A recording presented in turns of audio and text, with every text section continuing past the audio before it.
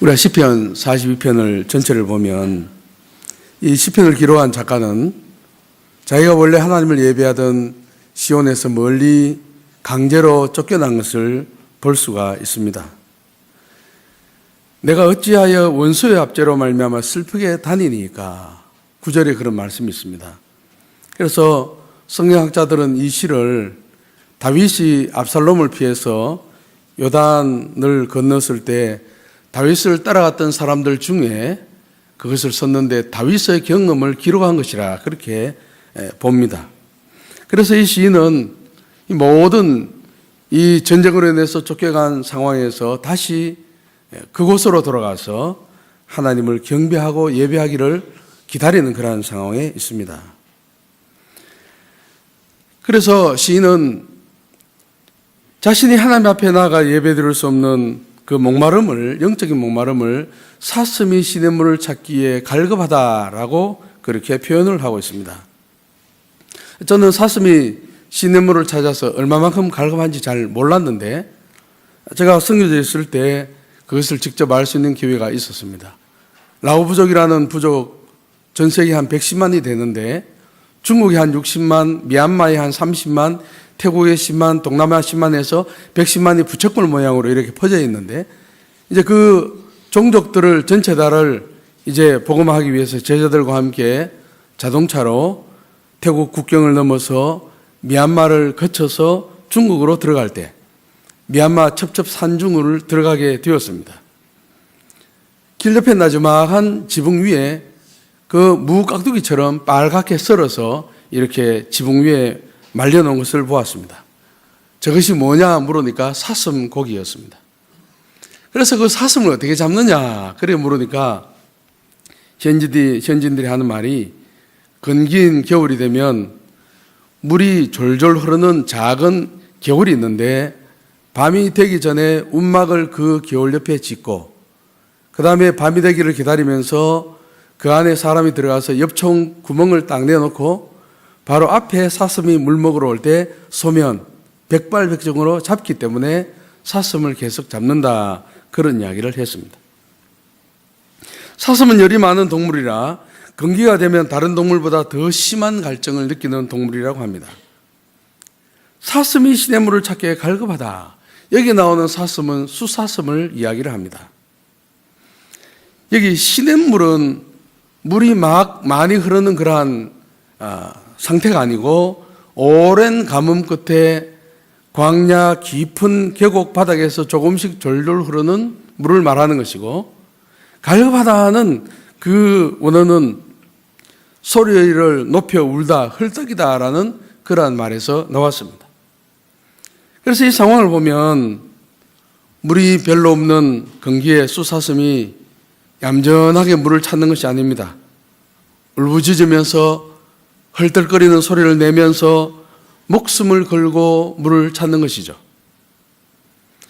아마 이 시를 쓴 시인은 그 수사슴이 목숨을 걸고 헐떡이면서 소리를 지르면서 물을 찾는 모습을 자주 보았던 것 같아요. 특별히 팔레스타인은 오랜 가뭄으로 말미암아 메마르고 뜨거워진 들판에서 사슴이 사냥꾼에게 쫓길 때 더욱 강렬한 열망으로 물주기를 찾았을 것입니다. 그러므로 여기서 나오는 갈급함은 단순히 목이 마려운 정도가 아닙니다. 목이 타는 듯한 열망으로 소리를 지르고 헐떡이면서 물을 찾지 못하면 죽을지도 모르는 그러한 위급한 상황에 몰려있는 것입니다.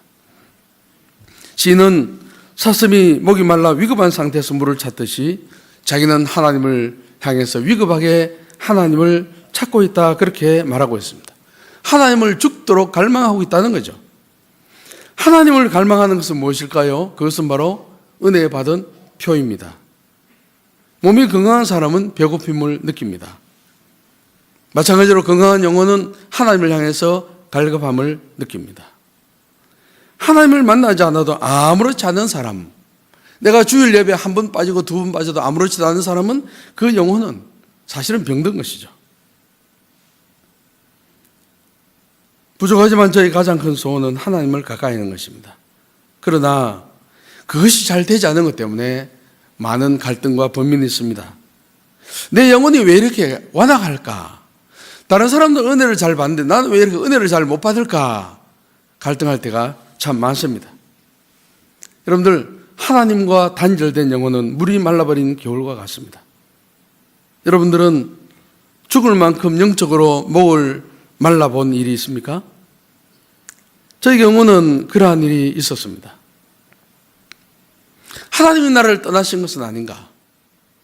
하나님은 왜 길을 막으시고 나의 기도를 들었지 않으신가? 어찌하여 하나님은 나를 버리셨는가? 그런 고민을 많이 했습니다. 저희 가정이 선교사로 파송받아 불교 왕국 태국에 도착했을 때 태국 교회는 주일 낮 한 번만 예배드리고 공적인 모임이 없었습니다. 선교사 초년병 시절에 현재를 모르죠. 예배를 참석해도 무슨 말인지 알아들을 수가 없었습니다. 예배를 드려도 드려지지 않은 것처럼 그렇게 느껴졌습니다. 차라리 교회 가지 말고 그냥 우리말로 아이하고 앉아서 가족들이 예배드리면 좋겠다, 그렇게 생각을 했습니다. 만약 누가 저에게 그 땅에서 선교사로 살아가는 사람이 영적으로 어떤 상태인가라고 물으면 저는 이렇게 그림을 그려보겠습니다. 경비행기를 몰던 조종사가 잘 가다가 넓은 사막 한가운데 떨어져서 완전히 고립된 그런 상태다. 그래서 선교사는 영적인 사막에 내어던짐을 당했다라고 말했을 것입니다. 그러면서 저는 그곳에서 초대교회로부터 내려오는 기독교 영성의 흐름에 관심을 가지게 되었습니다. 학교에서 크게 배우지 않은 그런 것들입니다. 기독교 역사를 초대교회부터 살펴보면 크게 한번 분열합니다. 주 1054년에 동방교회와 서방교회가 분열을 하게 됩니다. 서방교회는 라틴어를 쓰고 동방교회는 헬라어를 쓰고, 그리고 신학의 차이, 정치적인 갈등으로 인해서 결국은 분열합니다. 그리고 한 500년이 흐르면 1517년에 서방교회는 한 번 또 분열을 하게 되죠. 마르틴 루터의 종교개혁을 통해서 로마 가톨릭과 개신교가 분열을 하게 됩니다. 그러니까 예수 그리스도 이후 약 한 2000년 기독교 역사가 지나는 가운데 하나님께서 원래 하나님의 교회에 주셨던 영적인 흐름이 다 단절되고 분산되고 그렇게 기울어진 그런 상태가 되었던 것이죠. 전통들이 끊어지고 초대교회로부터 내려오는 영적인 풍성함을 많이 잃어버린 형태로 개신교가 종교개혁이 돼서 우리 손에까지 왔다는 그런 것을 알게 되었습니다. 미국 시카고 대학 신학부 교수였던 말틴 마티라는 학자가 있습니다. 그분은 이렇게 이야기했습니다. 미국의 복음주의 개신교는 깊이는 2, 3인치밖에 되지 않고 넓이는 몇 평방킬로미터가 된다. 여러분들 한번 생각해 보십시오. 큰 나무가 있습니다. 나무는 위로 울창하게 뻗어 올랐는데 뿌리 깊이가 얕으면 어떤 현상이 생기겠습니까? 비바람이 불고 태풍이 불면은 확 넘어질 것입니다. 뿌리째 뽑혀서 쓰러지죠. 쓰러지면 그 주위에는 땅이 다 뒤집어지고 그 나무 주위에 있었던 풀과 작은 꽃과 어린 식물들은 다 뒤집어져서 같이 말라 죽게 되죠. 오늘날 미국의 복음주의는 그런 것인데 미국의 영향을 직통으로 받는 것이 바로 한국교회라고 생각이 됩니다. 어머니 배에서 탯줄을 통해서 아이가 직통으로 영향을 받듯이 미국 교회와 한국 교회는 그대로 연결되어 있는데 한국 교회도 똑같이 적용되는 것은 아닌가.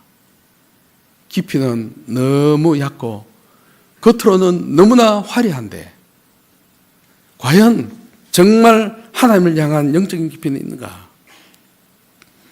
태국은 선교학 교과서에 열매 없는 곳으로 소문나 있는 그러한 나라입니다.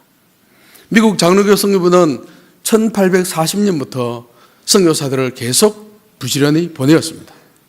그런데 여러 가정들이 태국에 왔으면서 20년이 지난 1859년에 나이춘이라는 남자 한 명이 세례를 받게 됩니다. 한 선교부에서 많은 선교사를 보냈는데 20년에 한 명이 세례를 받은 그런 나라입니다. 그 당시에는 방콕 인구가 1000만이었는데 교회가 100개도 안 됐습니다. 하루 종일 발로 다녀도 교회를 찾을 수가 없었습니다. 가정에서 예배를 드리기 때문에. 선교지에서 영적인 열매가 너무나 없고 은혜 받을 수 있는 통로가 없고 영적으로 답답하니까 제가 경건서적을 읽게 되었습니다. 예장통합축에 엄두섭 목사님 분이 있었습니다. 그 엄두섭 목사님이 은성수도원을 세우고 은성출판사라는 책을 통해서 경건서적을 많이 펴내는 가운데 저는 교회 역사 가운데 시편 42편 1절 말씀처럼 하나님을 갈망했던 한 그룹의 사람들을 알 수 있게 되었습니다. 그들은 주후 3세기에서 5세기에 나타났던 사막의 교부들이었습니다. 영적으로 척박한 방콕에서 교회를 개척하면서 견딜 수 있었던 이유 중에 하나는 바로 그들을 만났기 때문이라고 할 수 있습니다. 오늘 저는 여러분들에게 사막의 교부들을 소개하고자 합니다. 현대 물질 문명의 혜택을 누리면서 사는 우리들이 생각할 때 뭐 그렇게 오래전에 우리하고 별로 관계없는 사람을 말하느냐 하라고 그렇게 무시할 수도 있겠습니다. 그러나 저는 오늘 말씀 들어서 영적으로 해해진 저 자신의 모습을 먼저 다시 돌아보게 됩니다. 제가 세상에 너무 기울어지지 않는가? 주의 종이라 하면서 세상적으로 기울어지지 않는가? 우리가 아는 것처럼 초대교회는 기독교에 대한 핍박이 심했습니다. 로마 제국의 10명의 황제들은 간헐적으로 기독교를 매우 핍박을 많이 하다가 주후 313년이 되었을 때 밀라노 칙령이라는 것을 통해서 기독교 신앙의 자유를 얻게 되었습니다. 그래서 기독교는 이제는 더 이상 핍박받는 소수의 종교가 아니었습니다. 로마 제국의 공식적인 종교로 인정받고 다수의 종교, 힘있는 종교가 되었습니다. 그래서 제국으로부터 보호받고 장려가 되었습니다. 정부의 보호를 받고 특권을 누리게 된 교회는 많은 명목적인 신자들이 들어왔습니다. 핍박이 있을 때 지하로 다 숨어들었는데 핍박이 없어지니까 너도 나도 다 교회로 들어오게 되었습니다. 교회는 세속화되었습니다. 세상적인 것들이 교회에 밀려오는 것에 위기를 느낀 일부 그리스도인들은 사막으로 들어가게 되었습니다. 시리아와 팔레스타인 사막도 갔지만 특별히 이집트 사막을 많이 찾았습니다. 그들은 도시가 죄로 물들어서 자신들의 순수한 신앙을 지키기가 힘들다고 생각하고 자신들의 마음 안에 있는 죄의 뿌리에 특별한 관심을 가지게 되었습니다. 그들은 경건 생활을 위해서 독신으로 살기를 자청하고 금식하고 고독하고 침묵하면서 기도하면서 무수의 삶을 실천하게 되었습니다. 어떤 사람은 혼자 얻는 자로 살거나 혹은 제자들과 함께 근처에서 떨어져서 살거나 또한 시간이 지나면서 더 큰 집단을 이뤄서 수도원이라는 그러한 이름으로 살게 되었습니다. 사막의 초기 교부들은 목회자나 신학자들이 아니고 교육을 받지 못한 평신도들이었고 글을 모르는 사람들도 많았습니다. 그들의 직업은 농부였고 또한 목동이었고 떠돌이 상인들이었습니다. 요즘식으로 말하면 제도권 밖에 있는 신학교 졸업장도 없는 그런 사람들이었습니다. 그들은 하나님과 함께 살려는 굳은 의지를 가지고 사막에 들어갔습니다. 그들은 그리스도를 위해 세상을 향해서 죽을 각오가 되어 있었습니다. 그들은 주님을 향한 사랑 때문에 모든 것을 버렸습니다. 교회가 세속화되는 것에 위기감을 느끼고 하나님과의 1:1의 관계를 중시하면서 도시를 떠나 사막으로 들어가서 태양의 열기와 하늘의 이슬을 가릴 수 있는 흐름한 음악을 짓고 생활하면서 그리스도를 본받고자 투쟁하면서 고독과 기도에 헌신된 삶을 살았습니다. 그들은 그 당시에 출세하기 위해서 교계 중심인 로마나 콘스탄티노플로 가지 않았습니다. 하나님 앞에 철저한 단독자의 길을 걷기 위해서 사막으로 들어간 거죠. 그들은 하나님 앞에서 자신은 누구인가를 계속 물었습니다. 그들은 음악 속에서 마음에 일어나는 작은 유혹에도 철저하게 회개했습니다. 하나님 앞에서가 아니라 사람 앞에서가 아니라 하나님 앞에서 깨끗해지기를 소원했습니다. 그들은 사람의 인정을 받는 것에는 안중에도 없었습니다. 처음에 그들은 수도사들의 옷을 입지 않았습니다. 평범한 농부 노동자의 옷을 입었습니다. 그들은 사람을 피하기 위해서 물을 얻을 수 있는 곳으로부터 상당한 거리를 두고 띄엄띄엄 살았습니다. 그들은 성경을 묵상을 많이 했는데 특별히 시편을 많이 묵상했습니다. 그들은 마음을 정돈하고 산만하게 하지 않기 위해서 단순 노동을 했는데 종려나무 잎으로 새끼를 꼬거나 바구니를 만들었습니다. 바깥 사람들은 수도원에 은둔하는 사람을 거룩한 사람들로, 땅보다 하늘에 더 가까운 사람들로 인정을 했지만, 그리고 그들이 중보기도의 적임자라고 여겼지만, 정작 자기들은 세상의 죄악의 마찰을 견딜 수 있을 만큼 강하지 않고 연약하다는 것을 느꼈습니다. 하나님의 자비가 필요한 연약한 죄인으로 인식했습니다. 그들은 소박한 삶을 살았기 때문에 도둑이 와도 훔쳐갈 물건이 없었습니다. 혹 도둑이 들어와서 훔쳐가지 못한 것이 있으면 그 물건을 가지고 도둑을 따라가서 더 가져가라고 하는 그런 사람들이었습니다. 그들은 신체적으로 고단한 삶을 살았습니다. 그들은 최소한의 수면과 음식과 물로 생활했습니다. 그들은 외적인 금욕의 행위가 가장 추악한 죄인 영적인 교만을 낳을 수 있다고 조심하였습니다. 그들은 자신들의 경건 생활이 외적으로 드러나는 것을 매우 조심하고 피하였습니다. 바깥에 있는 사람들은 은둔자들이 인간의 한계를 뛰어넘는 생활을 한다라고 보았습니다. 그러나 그들은 누구보다도 자신이 여장하다는 사실을 더 잘 알고 있었기 때문에 자신들에 대해서는 무자비하리만큼 엄격하였습니다.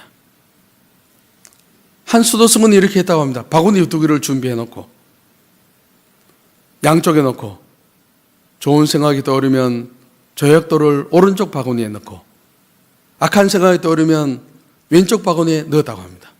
하루가 끝나고 돌을 헤아려 볼 때 왼쪽 바구니에 돌이 더 많으면 그날은 식사를 하지 않았다고 합니다.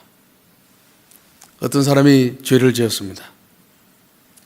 사람들이 그 사람을 정죄하기 위해서 우르르 몰려 들어왔습니다. 그때 사막에 은둔자 한 사람이 큰 모래 주머니를 등에 지고 나타났습니다. 사람을 정죄하기 위해서 빙 둘러선 사람 앞에 모래를 조금씩 뿌렸습니다. 사람들이 왜 그 모래를 뿌리느냐고 했습니다. 그때 그 운동자는 이렇게 말했습니다.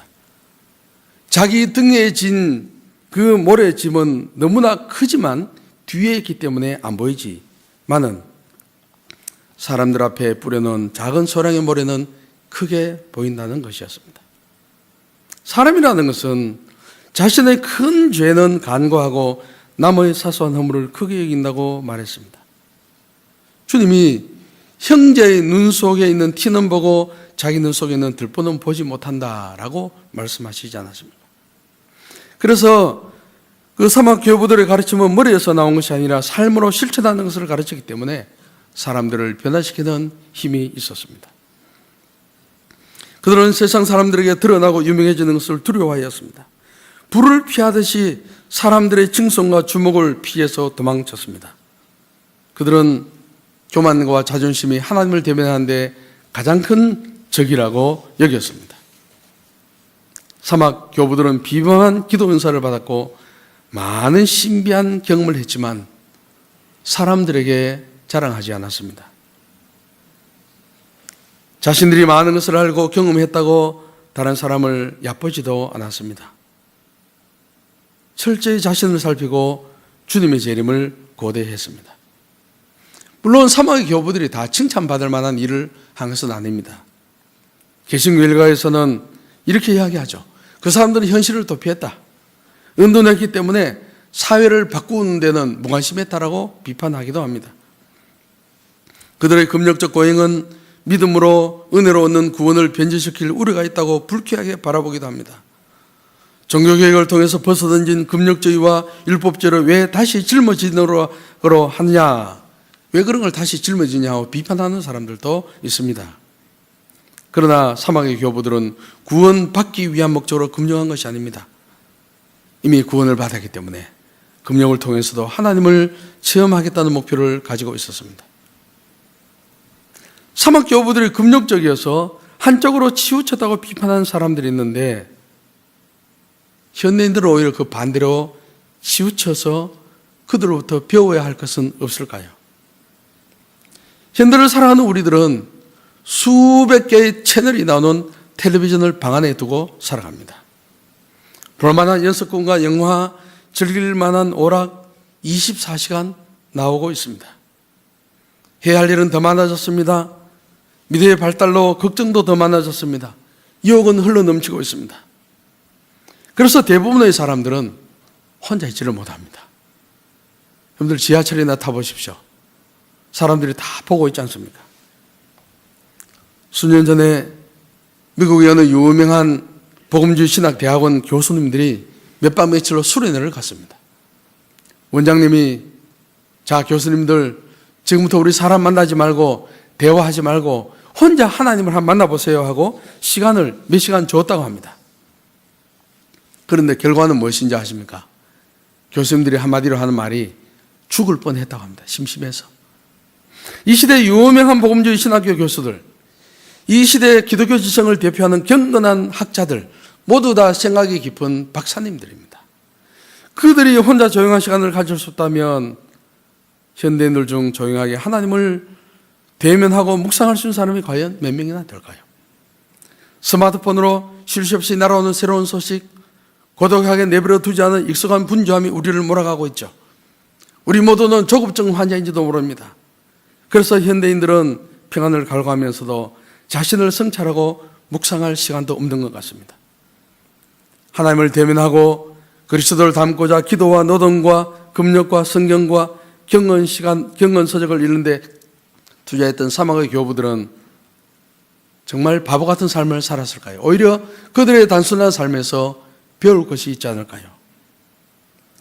21세기 첨단 과학시대를 살아가는 우리가 사막의 모래바람을 마다하지 않고 수도하던 그들의 단순하고 겸손하고 자기를 성찰하는 삶을 본받아야 하지 않겠습니까? 저 자신의 숙제는 이겁니다. 저는 천주교 신부처럼 독신으로 살아가는 것이 아니기 때문에, 처자식이 있기 때문에 먹고 살아야 하고 돈도 있어야 합니다. 그럼에도 불구하고 어떻게 하면 내가 세상에 취하지 않고 사막의 교부들처럼 하나님을 온전히 갈망할 수 있겠는가? 그것이 저의 숙제입니다. 이것은 우리 모두의 숙제이기도 합니다. 이제 말씀을 마무리하겠습니다. 사슴이 목이 말라 소리를 지르며 목숨을 걸고 시냇물을 찾는 것처럼 영적으로 살아있는 성도는 목숨을 걸고 하나님을 찾는 사람입니다. 우리가 사막 교부들의 그 삶을 볼 때 기독교 영성의 핵심은 우리가 무엇인가 하는 것이 아닙니다. 봉사하고 구제하고 전도하고 무슨 활동을 하는 것이 가장 중요한 것이 아니라 갈급한 심령으로 하나님 자신을 먼저 추구하는 것임을 알 수가 있습니다. 영생은 곧 유일하신 참 하나님과 그가 보내신 자 예수 그리스도를 아는 것이다 라고 주님은 말씀하셨습니다. 참된 생명의 영생은 인간의 노력으로 만들어낼 수 있는 것이 아닙니다. 이미 하나님이 예수 그리스도 안에서 완성해 놓으신 것을 우리가 받고 그것을 감사함으로 받아 누리는 것이 먼저인 것이죠.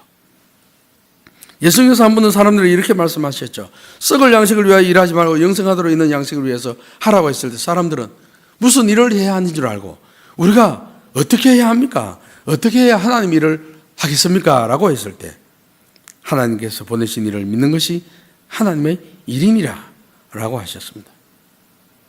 하나님께서 우리에게 우선적으로 원하시는 것은 무엇일까요? 인간적인 열심이 아닙니다. 너희는 가만히 있어 내가 하나님이 되면 알지어다. 하나님의 하나님 되심을 어린아이와 같이 인정하고 받아들이는 것이 먼저입니다. 하나님 안에 들어가고 하나님을 누리고 하나님과 동행하고 하나님과 호흡하고 하나님께 무엇을 얻기 위해서 은사를 얻고 물질을 얻고 건강을 얻고 그걸 위해서 하나님을 이용해 먹는 수준에서 머무르는 것이 아니라 나의 신랑 되신 하나님 자신을 소유하는 것입니다. 아니 내가 하나님의 소유가 되는 것입니다. 내가 전적으로 그분께 굴복하는 것입니다. 하나님을 만나면 성령 안에서 참된 자유를 누리고 성령의 그림자처럼 사라지는 육체의 생명보다 영원하신 하나님과 그 나라를 사모하게 될 것입니다. 우리가 세상과 세상의 가치관에 노예가 되지 않으려면 부와 분세와 인간적 체면과 명예 등 세상의 것들에 휘둘리지 않으려면 주님을 만남으로 주께서 주시는 평안을 누려야 가능한 일입니다. 우리가 하나님으로부터 나오는 풍성한 생명수를 공급받지 못하면 늘 다른 것에 갈증에 허덕이게 될 것입니다. 사람들의 평가에 울고 불고 할 것입니다. 내가 하나님의 나라를 위해서 봉사한다는 것이 나의 공로가 될 것입니다. 대신 그것이 나의 공로가 되면 주님 앞에 갔을 때는 아무것도 받을 수 없는 빈털터리가 되고 말 것입니다.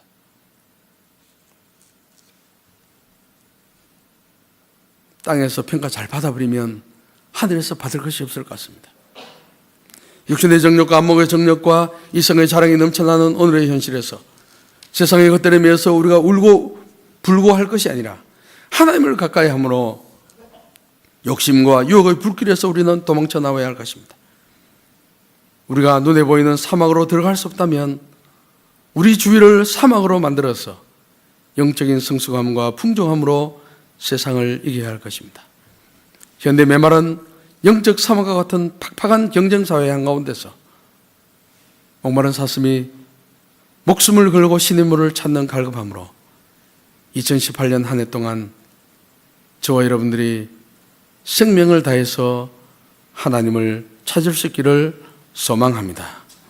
사막의 교부들처럼 여호와 하나님과 깊이 동행함으로 세상을 이길 수 있는 은혜와 지혜와 능력이 우리 가운데 넘쳐나기를 소망합니다.